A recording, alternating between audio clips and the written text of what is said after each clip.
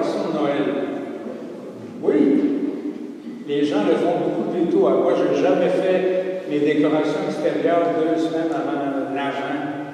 J'ai les fait cette année, dans la rue chez moi, c'est tout illuminé. J'espère qu'il en soit ainsi dans nos cœurs, malgré l'obscurité qui nous entoure à cause de la pandémie. Bienvenue donc avec ce thème de l'Avent, espérer sa présence, que vous voyez illustré près de la crèche, qui est encore vide, mais qui attend d'être pleine. Comme nos cœurs veulent dès maintenant entrer en temps d'Avent, au nom du Père et du Fils et du Saint-Esprit. Amen. Une nouvelle année liturgique commence avec ce temps de l'Avent de l'année B, avec l'Évangile de Saint-Marc. Notre cœur est toujours heureux d'accueillir Jésus et sachons que Jésus est très heureux aussi de vivre cette rencontre avec chacune et chacun de nous. La limitation du nombre de participants de l'Assemblée nous invite à penser à ceux et celles qui auraient aimé et qui aimeraient faire partie de nos assemblées. Unis à vous tous et toutes par la web caméra, nous espérons que cette union de prière puisse vous aider aussi à alimenter vos cœurs et à creuser et éveiller en nous le désir de veiller dans l'espérance. À vous la grâce et la paix de la part de Dieu notre Père et du Seigneur Jésus-Christ. Un peu comme cette crèche en attente, nos cœurs le sont, et déjà l'attente est comblée car le Seigneur nous comble de sa tendresse. Tu es venu et tu es mort pour nous donner la vie. Augmente en nous la foi. Seigneur, prends pitié de nous. Par ta parole, tu es toujours avec nous. Ouvre notre cœur à ta présence. Ô Christ, prends pitié de nous. Tu nous donnes l'assurance de ton retour. Ravive notre espérance. Seigneur, prends pitié de nous. Que Dieu notre Père nous fasse miséricorde. Qu'il ne nous laisse pas dans les ténèbres, mais nous conduise à la vie éternelle. En temps d'Avent, on met un masque sur notre gloire à Dieu.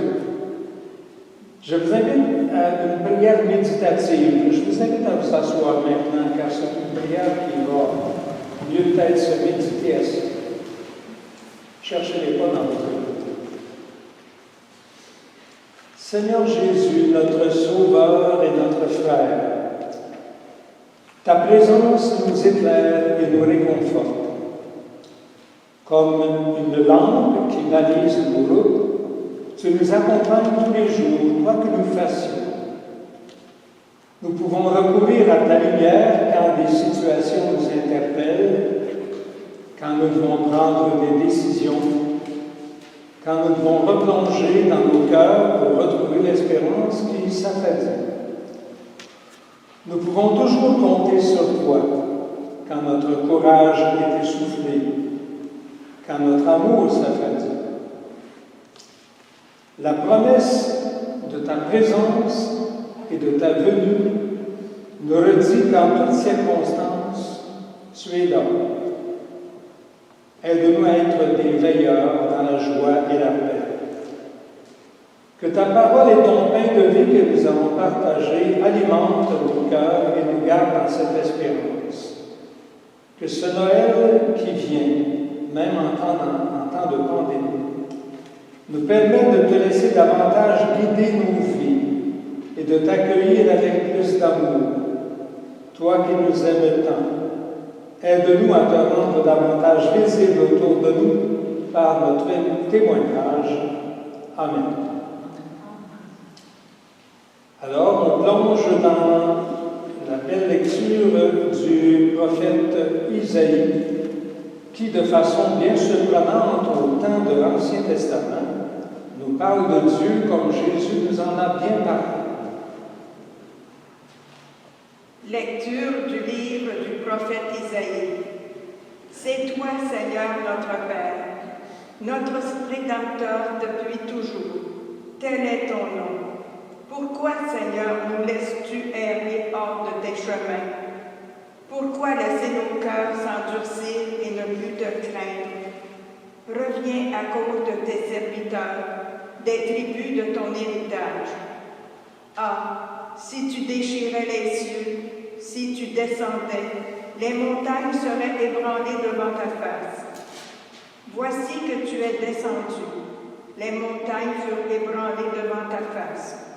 Jamais on n'a entendu, jamais on n'a ouï dire, nul œil n'a jamais vu un autre Dieu que toi, agir ainsi pour celui qui l'attend. Tu viens rencontrer celui qui pratique avec joie la justice, qui se souvient de toi en suivant tes chemins. Tu étais irrité, mais nous avons encore péché et nous nous sommes égarés. Toi, tous, nous étions comme des gens impurs, et tous nos actes justes n'étaient que linge souillé. Tous, nous étions desséchés comme des feuilles, et nos fautes, comme le vent, nous emportaient.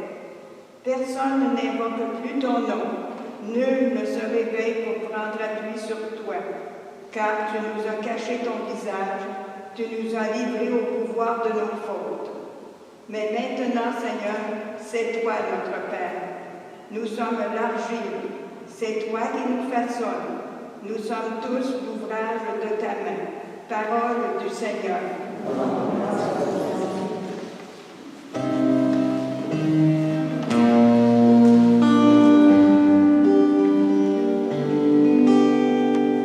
Aux gens qui peinent et qui s'affolent, allez dire ne craignez pas, gardez confiance en sa parole, car l'espérance ne ment pas.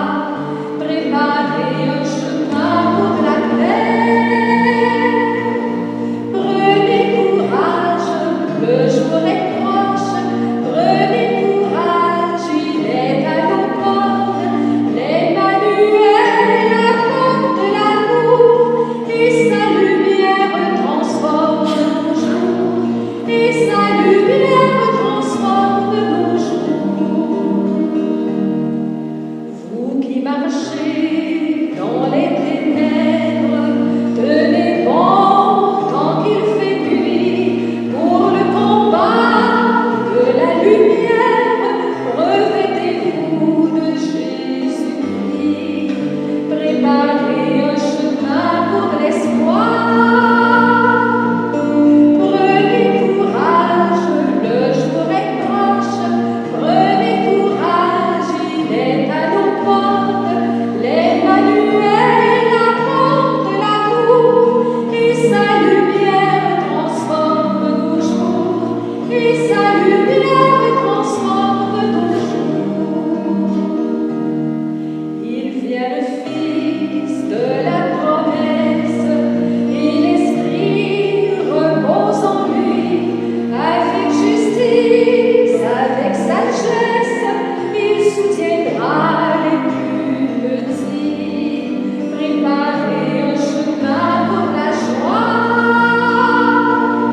Prenez courage, le jour est proche.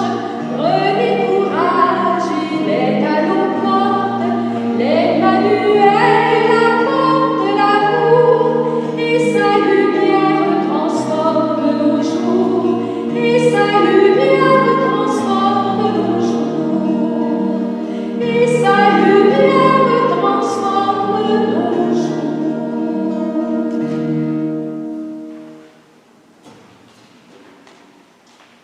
Je vous invite à vous lever pour acclamer l'Évangile.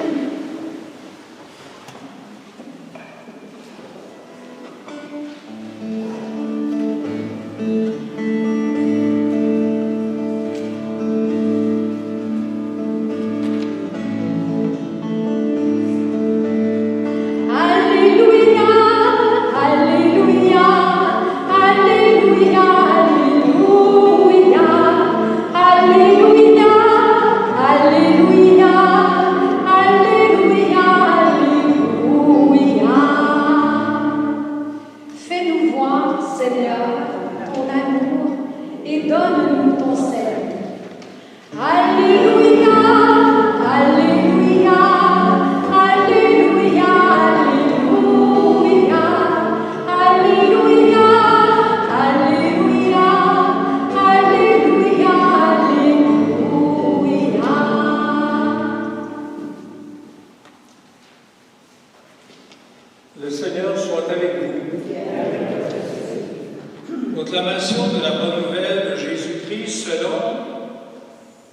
Saint Marc, à l'année B. Alors, avant de vous lire l'Évangile, je vous présente un petit peu l'évangéliste Marc. Il est surtout connu pour le témoignage qu'il donne à partir de son expérience auprès de ses maîtres spirituels, l'apôtre Paul et l'apôtre Pierre. Marc fut le premier à mettre par écrit un évangile vers les années 65-70. Il ne faisait pas partie des 12 apôtres. Marc raconte ce qu'il a découvert de la vie du message de Jésus, donc au contact de l'apôtre Paul et surtout de Pierre, dont il a été le fidèle compagnon de voyage. Il écrit pour la communauté de Rome qui était ébranlée par la persécution de Néron et la mort de Pierre et de Paul au moment où Marc écrit en l'an 65-70. Il est surtout le porte-parole de l'apôtre Pierre pour que la mémoire ne se perde jamais. Donc, c'est le premier qui a écrit les évangiles. En ce temps-là, Jésus disait à ses disciples, « Prenez garde, restez éveillés, car vous ne savez pas quand ce sera le moment. Comme un homme parti en voyage, en quittant sa maison, il a donné tout pouvoir à ses serviteurs, fixé à chacun son travail et demandé au portier de veiller. Veillez donc, car vous ne savez pas quand le maître de la maison, le soir ou à minuit, au chant du coq ou le matin, s'il arrive en improviste, il ne faudrait pas qu'il vous trouve endormi. Ce que je vous dis là, je le dis à tous, veillez. Acclamons la parole de Dieu.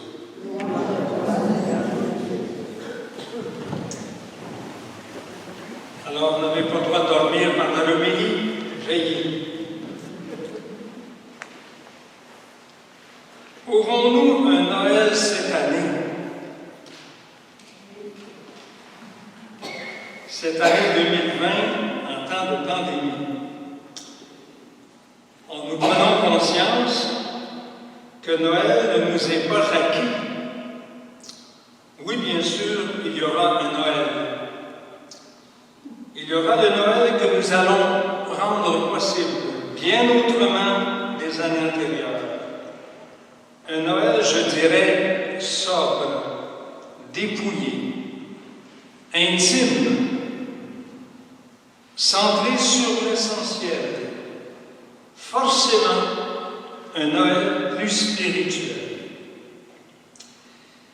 Si les consignes sanitaires du gouvernement font si mal, c'est un signe que Noël est essentiel. Essentiel dans nos familles, nos communautés, notre monde, notre société. Le nombre de présences limitées au rassemblement de famille à 10 personnes, mais lesquelles? Stéphane Laporte suggère, si le nombre dépasse 10, de faire un tirage à la pige. Un peu à la blague, mais ça fait mal. Pour éviter la chicane, si le nombre de 10 déborde, comment on choisit? Malgré les restrictions sanitaires, le Noël essentiel ne peut pas être restreint. Je dirais même que Noël ne peut pas être masqué s'il est spirituel. Si on appliquait les consignes du gouvernement, même pour la crèche de Noël, elle serait affectée. Je me permets une fantaisie. En appliquant les consignes sanitaires du gouvernement, le nombre de bergers serait limité à 6. Ils devraient porter des masques et respecter la distanciation sociale. Bien sûr, Joseph, Marie et l'enfant pourront être présents parce qu'ils sont les occupants habituels de la crèche, c'est eux qui accueillent. Le bœuf et l'âne devraient avoir une attestation du ministère de l'Agriculture. Les rois mages ne devront avoir une attestation devront avoir une attestation de test de COVID négatif ou être mis en isolation durant 14 jours parce qu'ils viennent des pays étrangers. Les moutons devront être désinfectés au gel hydroalcoolique. L'ange de Noël ne pourra pas être présent car ses ailes produisent un effet aérosol qui pourrait diffuser le virus. La chorale serait réduite à un seul chanteur pour limiter les risques. Aucun berger de plus de 65 ans ne pourrait être présent. Tous les participants non essentiels doivent s'abstenir de venir, sauf que Noël soit accessible en vidéoconférence. Si nécessaire, le fameux conspirateur pourrait nous expliquer comment bien se laver les mains. Bon. Malgré toutes ces restrictions possibles, pour nous qui entrons en avant, guidés par le thème « Espérer sa présence », l'essentiel de Noël, personne ne peut nous l'enlever. L'essentiel. Pour moi, une crèche de Noël, c'est toujours fascinant. J'en ai plusieurs chez moi, de toutes les grosseurs. Souvent aussi, dans certaines villes, on offre des visites de crèches de Noël en nombre illimité. Pourquoi? Parce que la crèche de Noël reste un modèle de style de vie. Car Dieu y est descendu, comme nous le rappelait la première lecture tout à l'heure du prophète Isaïe, qui nous rappelait cette merveilleuse réalité. Maintenant, Seigneur, c'est toi notre Père. Nous sommes l'argile. C'est toi qui nous façonnes. Nous sommes tous l'ouvrage de ta main. Il me semble que c'est encore plus conscient chez nous en ce Noël de temps de pandémie. Que ce Noël pandémique nous réveille, comme l'invite l'évangéliste Marc. Sa présence à Noël réveille notre espérance. Oui, l'espérance allume une bougie au lieu de maudire l'obscurité. Je vous partage une belle méditation de l'abbé Pierre, ce grand prophète des temps, qui nous disait, il nous rappelle, « Moi, je continuerai à croire, même si tout le monde perd espoir. » Et vous? Moi, je continuerai à aimer, même si tant d'autres distillent la haine. Moi, je continuerai à construire, même si trop de gens détruisent. Moi, je continuerai à porter de paix, à parler de paix, même au milieu d'un monde en guerre. Je continuerai à illuminer, même au milieu de l'obscurité. Je continuerai à semer, même si tant de gens piétinent la récolte. Et je continuerai même à crier contre toute forme de mal, même si trop de puissants du monde se taisent. Et je dessinerai des sourires sur des visages en larmes. Et j'apporterai le soulagement quand on verra la douleur. Et j'offrirai des motifs de joie là où il n'y a que trop de tristesse. J'inviterai à marcher celle et celui qui a décidé de s'arrêter. Et je tendrai les bras à ceux et celles qui se sentent épuisés. Dit l'abbé Pierre. Et vous, et nous aussi, nous voulons continuer. En guise de réflexion, de profession de foi, je vous partage la prière du thème de l'Avent, espérer sa présence. Vous avez avec vous le petit carnet de l'Avent, il est à la fin, je crois. Fermez les yeux pour retrouver votre lumière intérieure et prions ensemble. Seigneur, nous avons tant espéré cette année difficile. Les malades espèrent la santé. les dirigeants aient lancé un vaccin et la reprise économique. Et tout le monde espère la fin du confinement.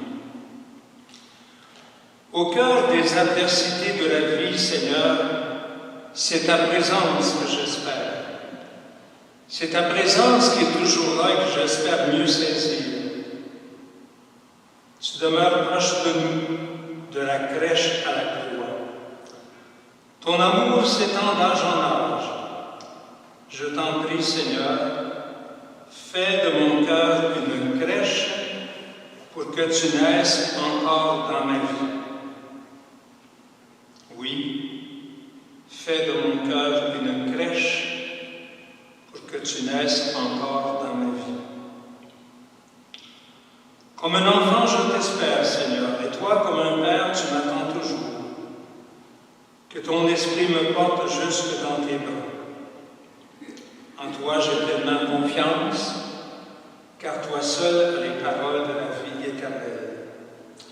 Qu'elle me guide et m'éclaire pour que ma vie devienne un pèlerinage vers toi. Oui, Seigneur, comble-nous de ta présence. Amen. Alors, le petit carnet d'avant est disponible sur les tables à l'entrée d'église pour ceux qui veulent réfléchir chaque jour à l'aide de ce magnifique carnet que j'ai feuilleté de page en page. J'ai trouvé ça très intéressant. Nous poursuivons avec les prières universelles. Je vous invite à vous lever.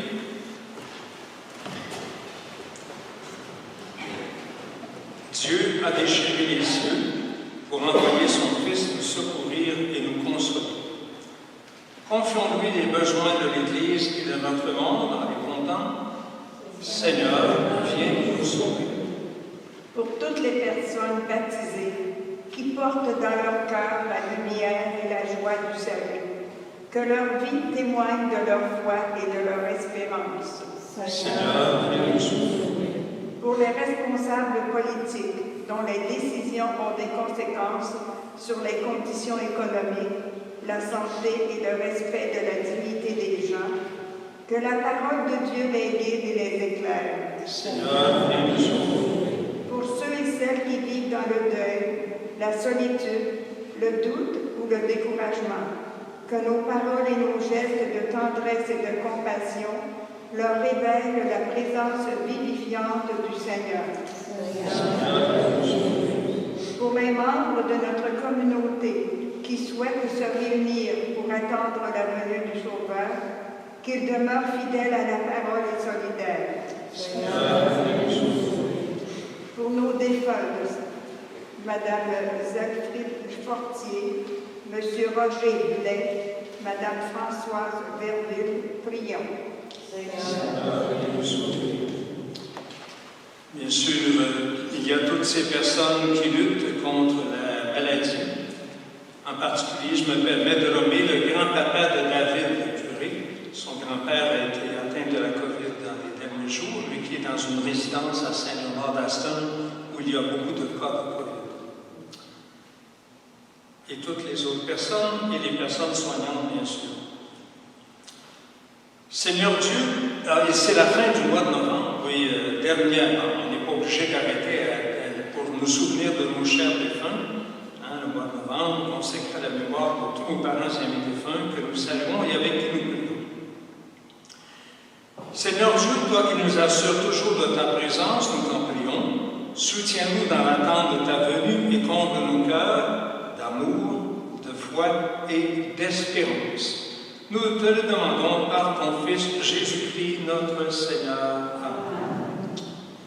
Je dois me rendre seul à l'autel, mais toute l'assemblée présente et virtuelle entoure cette même table du Seigneur.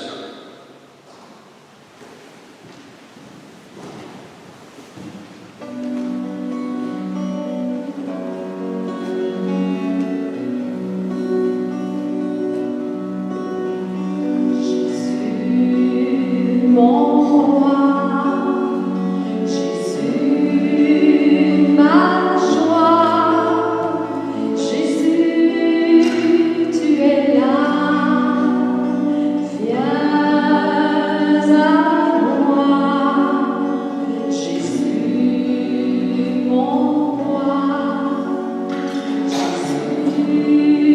ma joie, Jésus, tu es là,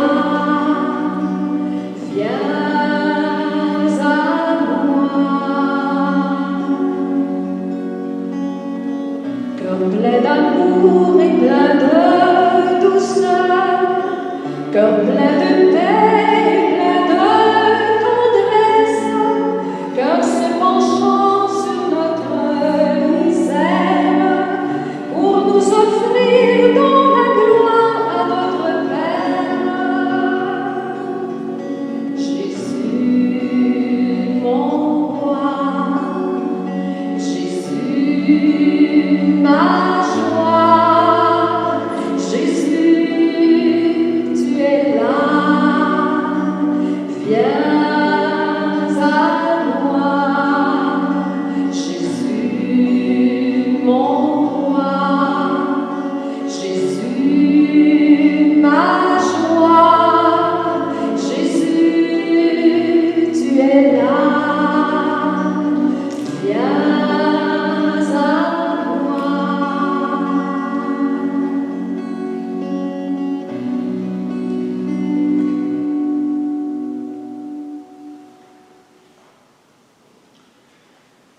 Prions ensemble au moment d'offrir le sacrifice et l'action de grâce de toute l'Église. Seigneur, nous ne pourrons jamais t'offrir que les bienvenus de toi. Accepte ceux que nous t'apportons, et puisque c'est toi qui nous donnes maintenant de célébrer l'Eucharistie, fais qu'elle soit pour nous le gage du salut éternel. Par Jésus le Christ, notre Seigneur. Amen. Le Seigneur soit avec vous. Élevons notre cœur. Pour ce temps d'avant qui nous offre un temps d'intensité, d'amour et de spiritualité, rendons grâce au Seigneur notre Dieu. Vraiment, il est juste et bon de te rendre gloire, de t'offrir notre action de grâce, toujours et en tout lieu. À toi, Père très saint, Dieu éternel et tout-puissant, par le Christ notre Seigneur. Car il est déjà venu en prenant la condition des hommes, pour accomplir l'éternel dessein de ton amour et nous ouvrir le chemin du salut.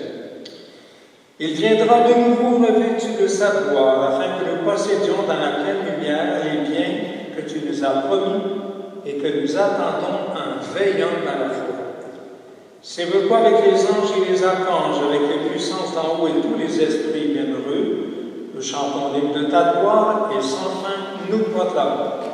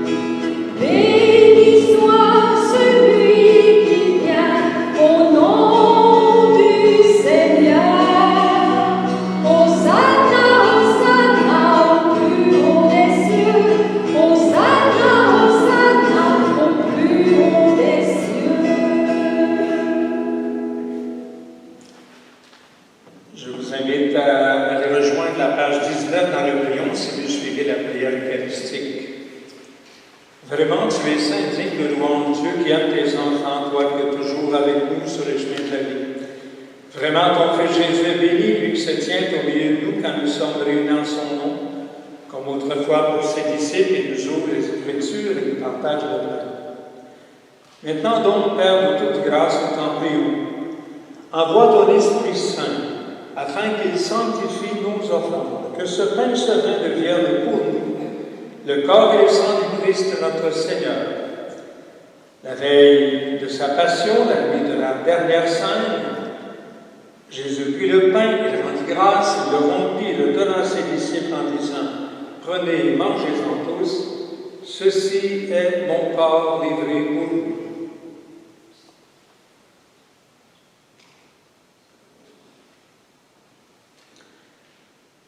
De même, à la fin du repas, Jésus prit la coupe, de nouveau le rendre grâce, la donna à ses disciples en disant, prenez et buvez-en tous, car ceci est la coupe de mon sang, le sang de l'alliance nouvelle et éternelle, qui sera versé pour vous la multitude dans l'émission des péchés. Vous ferez cela en mémoire de moi, ce que nous faisons encore maintenant.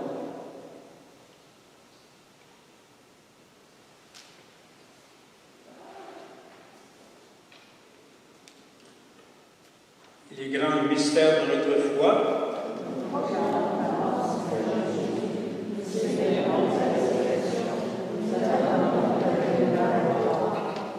Voilà pourquoi, Père très bon, faisant ici mémoire de ton Fils, le Christ, notre Sauveur, que tu as conduit par sa passion, la mort sur la croix, la gloire de la résurrection pour qu'il siège à ta droite. Nous annonçons ton œuvre de grâce jusqu'au jour où il viendra. Nous t'offrons le pain de la vie et la coupe de bénédiction. Regarde avec bonté, Seigneur, le fond de ton Église, qui te présente par nos mains ce qu'il a reçu de toi, le sacrifice de louange, la part du Christ. Que la force de ton esprit fasse de nous, dès maintenant et pour toujours, les membres de ton Fils ressuscité, par notre communion à son corps et à son sang. Seigneur, fais grandir ton Église dans la foi et la charité, en union avec notre Pape François, notre évêque André à Nicolet, avec l'ensemble des pasteurs de l'Église et toutes les personnes engagées dans les communautés, et tout le peuple qui t'appartient. Ouvre nos yeux à toute détresse, inspire-nous la parole et le geste qui conviennent pour soutenir notre prochain dans la peine et l'épreuve. Donne-nous de le servir avec un cœur sincère, selon l'exemple et la parole du Christ lui-même. Fais de ton Église un lieu de vérité et de liberté, de justice et de paix, pour que l'humanité tout entière renaisse à l'espérance. Souviens-toi, Seigneur, de nos frères et sœurs qui sont endormis dans la paix du Christ et de tous les morts dont toi seul connais la foi.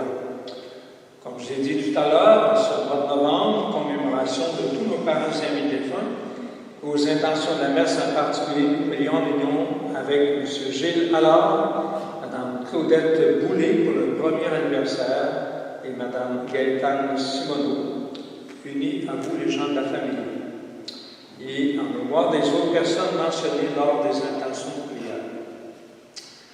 Donne-leur de contempler la clarté de ton visage et conduis-les par la résurrection à la plénitude de la vie.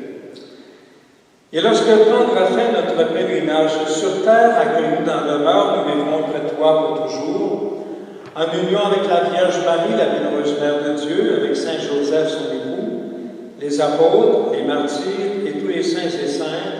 Nous pourrons alors te louer sans fin et magnifier ton nom, par Jésus le Christ, ton Fils bien-aimé. Par lui, avec lui et en lui, à toi, Dieu le Père Tout-Puissant, dans l'unité du Saint-Esprit, tout honneur et toute gloire pour le siècle des siècles. Amen.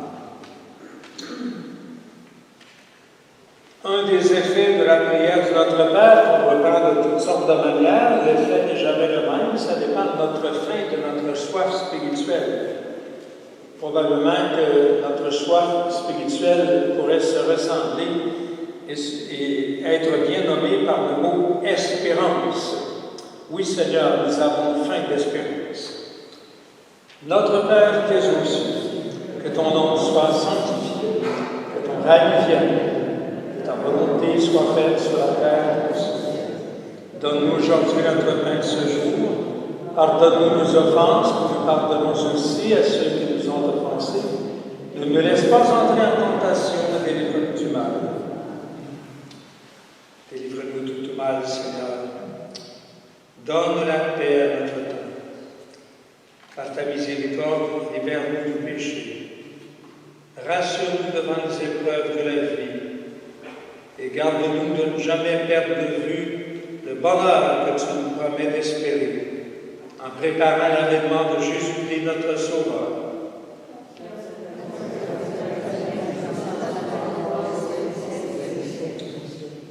Seigneur Jésus, tu as dit à tes apôtres, je vous laisse la paix, je vous donne la paix. Ne regarde pas nos péchés, mais notre foi en l'Église. Pour que ta volonté s'accomplisse, donne-nous toujours cette paix. Conduis-nous vers l'unité parfaite, toi qui règnes pour les siècles des siècles. Amen. On peut se saluer à distance et que la paix du Seigneur soit toujours avec vous. Et avec votre esprit.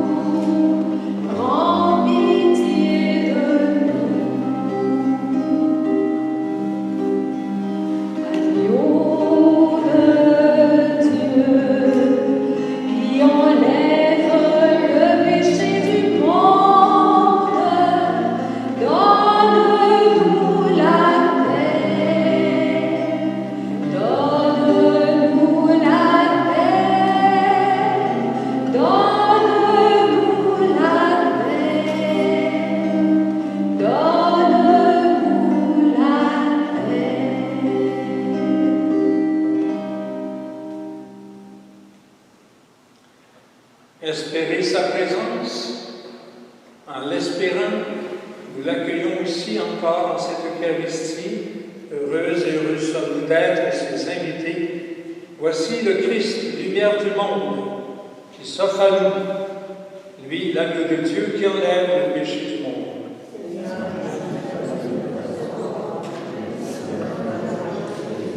La communion se donnant en silence, voici pour vous tous et toutes le corps de Christ. Amen.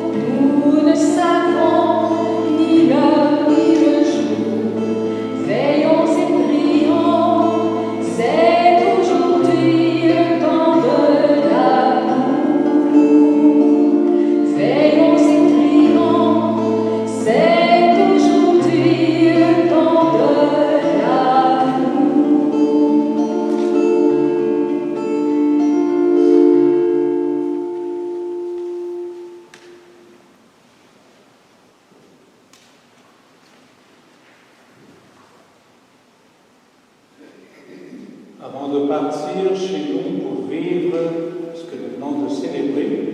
Partageons la prière finale. Elle se trouve à la page 30 en premier.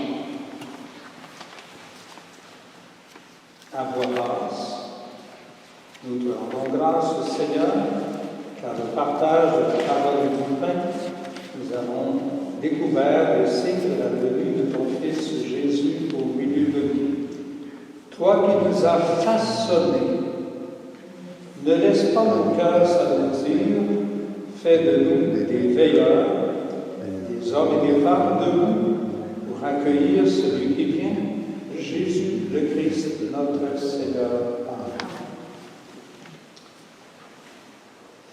Alors, comme je le rappelle, le petit carnet d'avant est disponible chaque jour. Très belle réflexion et prière pour guider notre marche vers l'avenir. Le Seigneur soit avec vous. Que Dieu Tout-Puissant nous bénisse, qu'il nous aide à vivre dans l'espérance et à découvrir sa présence, et que nous soyons aussi, nous, une présence d'espérance pour d'autres autour de nous. Je vous rappelle que vous pouvez toujours suivre les célébrations du week-end, celle-ci étant diffusée sur le site web de l'unité pastorale de la zone, de même que la célébration de la parole tous les mercredis est disponible par la suite sur le site web. Que le Seigneur vous guide et vous bénisse, le Père, le Fils et le Saint-Esprit. C'est beau, l'heure de Noël, décoration, mais c'est encore plus beau de savoir que vous êtes lumineux. Allez dans la paix du Christ, portez cette lumière. Merci pour l'animation et votre présence.